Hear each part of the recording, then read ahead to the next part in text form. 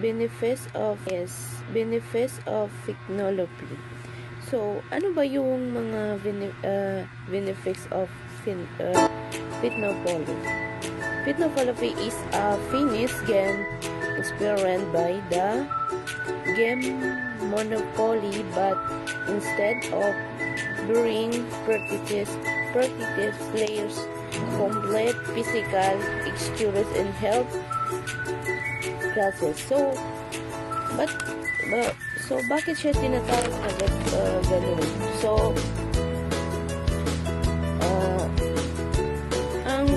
ang Fitnopoly ay isang game na Monopoly. Sa larong ito, ang mga manlalaro ay gumagawa ng iba't ibang action at hamon sa kalusugan habang naglalaro. So, number 1, endurance physical activity. Players perform exercises such as jumping or jump or squat or running when a health improvement physical fitness.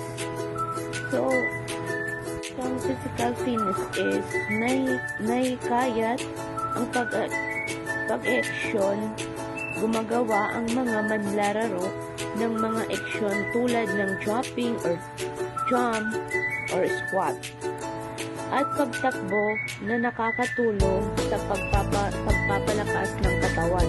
So, kailangan doon kasi na mag-protest health competition, play complaints when a friend or classmate whether influence them to stay active and do their best.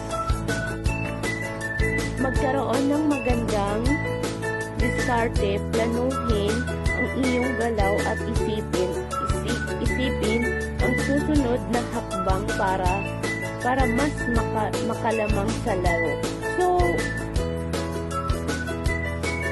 So kung gusto mo yung maglaro ng or anong klaseng laro, guys, yung volleyball. So kailangan mo talaga pag-aralan kung kaya mo ba sumabay sa kanila para naman